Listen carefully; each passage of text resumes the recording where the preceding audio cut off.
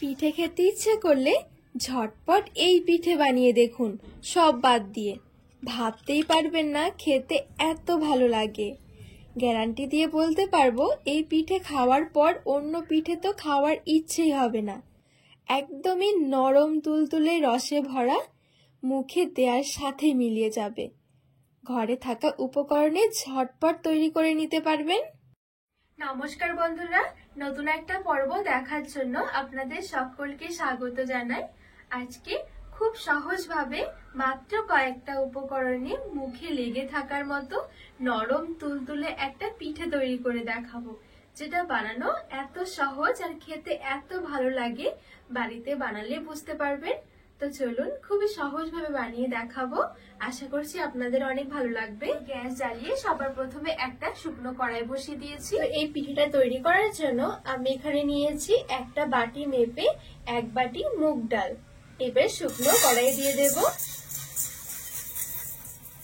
এবারে একদম হালকা আছে নেড়ে ছেড়ে একটু ভেজে নেব।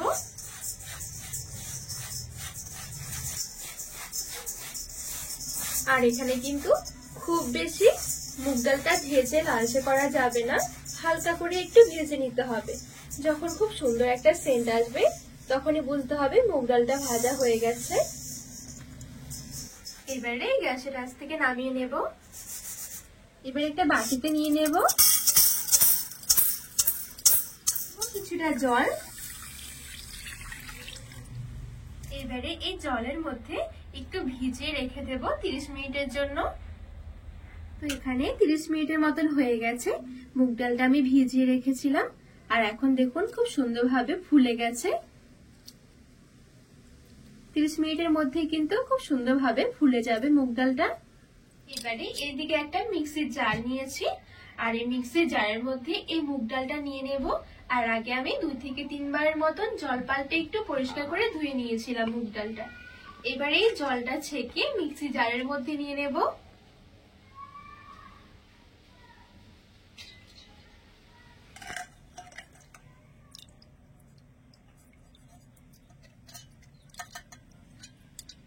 তো এখানে সবটুকু মুগ ডাল আমি মিক্সির জারের মধ্যে নিয়ে নিয়েছি।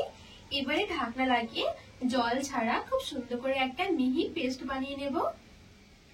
তো এখানে খুব সুন্দর করে দেখুন মিহি করে ডালটা আমি বেটে নিয়েছি। এবারে এই ডালের মধ্যে আমি নিয়ে নেব ছানা। আর আমি এখানে 150 গ্রাম নিয়েছিলাম মুগ ডাল। আর এই 150 গ্রাম মুগ ডালের জন্য কিন্তু 150 গ্রামই লাগবে ছানা, মানে পরিমাণটা সমপরিমাণ হবে। তো আমি এখানে 150 গ্রাম মুগ ডাল দিয়ে নিয়েছি। আর আপনারা চাইলে কিন্তু আরো কম করে দিয়েও তৈরি করতে পারেন। আর এই ছানার পরিবর্তে চাইলে কিন্তু পনিরটা গ্রেট করেও দিতে পারেন। এবারে ছানাটা মিক্সি জারের মধ্যে নিয়ে নেব।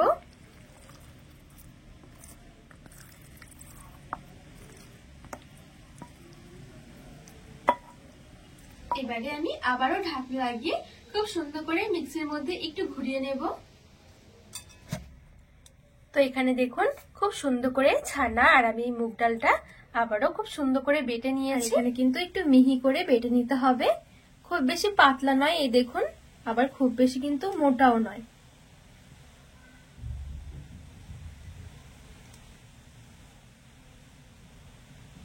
এবার একটা বাটির মধ্যে নিয়ে নেব।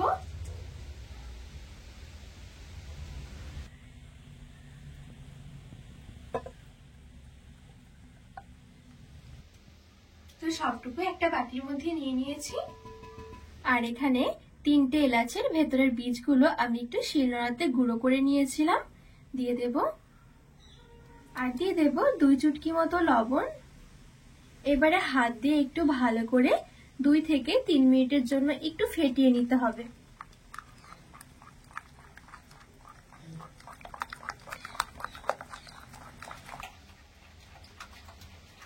ঠিক একভাবে এরকম একটু ঘুরিয়ে ঘুরিয়ে ফেটিয়ে নিতে হবে।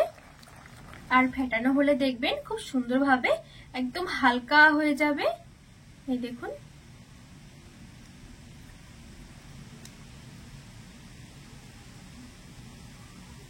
তো এখানে ঠিক আমি 3 মিনিটের জন্য একটু ফেটিয়ে নিয়েছি। এবারে এদিকে কিছুটা তেল আমি কড়াইয়ের মধ্যে মিডিয়াম গরম করে নেব। তো এইবারে দেখুন এখানে পরিষ্কার একটা আমি কাপড় নিয়েছি আর কাপড়ের মাঝখানে এই দেখুন এরকম একটু গোল করে কেটে নিয়েছি। এবার একটা বাটির উপরে এভাবে করে বসিয়ে দেব। এবারে এইদিকে যে আমি ব্যাটারটা রেডি করে রেখেছি এখান থেকে কিছুটা পরিমাণে নিয়ে নেব।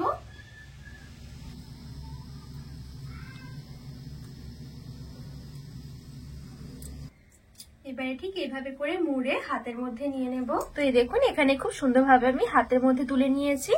এবারে দেখুন হালকা করে একটু চাপ দিলেই দেখুন কি সুন্দরভাবে বেরোচ্ছে। খুব বেশি কিন্তু এটা মোটা কাটলে কিন্তু বড় বড় করে বেরোবে, একটু ছোট করে কাটতে হবে।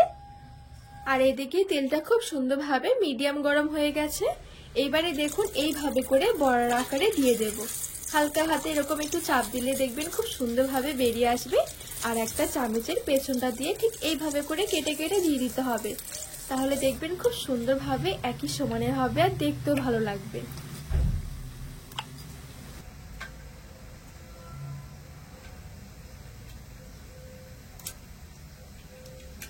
তো এখানে সবগুলো ছেড়ে দিয়েছি।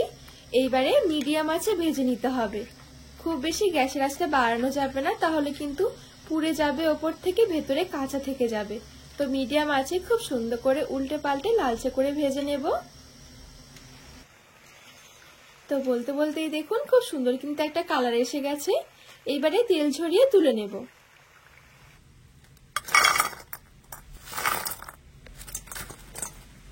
তো এই দেখুন এখানে খুব সুন্দরভাবে আমি পিঠেগুলো ভেজে নিয়েছি। এবারে কড়াই বসিয়ে একটা চিনির রস তৈরি করে নেব। তো এখানে নিয়েছি আমি যে বাটি মেপে মুগ ডালটা নিয়েছিলাম সে বাটিরই 1 বাটি চিনি, আর দিয়ে দেব 1.5 বাটি জল। একটা তেজপাতা ছিঁড়ে দিয়ে দিলাম, আর দিয়ে দিচ্ছি 3টে এলাচ। নেড়ে ছেড়ে ভালো করে চিনিগুলো গলিয়ে নেব। আর এখানে খুব বেশিক্ষণ সময় ধরে চিনির রসটা জাল করতে হবে না, শুধুমাত্র চিনিগুলো গলে গেলেই হয়ে যাবে। চিনির রসটা কিন্তু ঘন করলে হবে না, তাহলে আবার পিঠের মধ্যে রস ঢুকতে চাইবে না। এইবারে গ্যাসের আঁচটা বন্ধ করে পিঠেগুলো দিয়ে দেব, আর নেড়ে ছেড়ে ভালো করে মিশিয়ে নেব। 1 থেকে 2 মিনিট নাড়াচাড়া করার পরই দেখবেন পিঠেগুলো ফুলে যাবে অনেকটাই, আর একদমই নরম তুলতুলে হয়ে যাবে। আর দেখুন দেখতে কতটা সুন্দর লাগছে। একটা পিঠে আপনাদেরকে দেখাই যে কত অল্প সময়ের মধ্যে নরম তুলতুলো হয়ে গেছে, রসটাও কত সুন্দর ঢুকেছে। এইবারে একটা প্লেটের মধ্যে সাজিয়ে নেব। চাইলে পিঠেগুলো ঠান্ডা করেও খেতে পারেন, ভীষণ ভালো হয়। হঠাৎ করে পিঠে খেতে ইচ্ছে করলে ঝটপট এই পিঠেটা বানিয়ে দেখতে পারেন, খেতে ভীষণ ভালো হয়। একদমই অল্প সময়ের মধ্যেই রেডি হয়ে যাবে, একদমই নরম তুলতুলে, মুখে দেওয়ার সাথেই মিলিয়ে যাবে, এতটা ভালো লাগে এই পিঠেগুলো।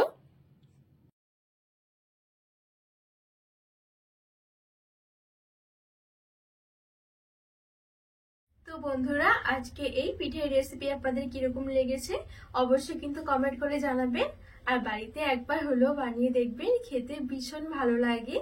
তো রেসিপি ভালো লাগলে চ্যানেলটিকে সাবস্ক্রাইব করে পাশে থাকা অনুরোধ রইল।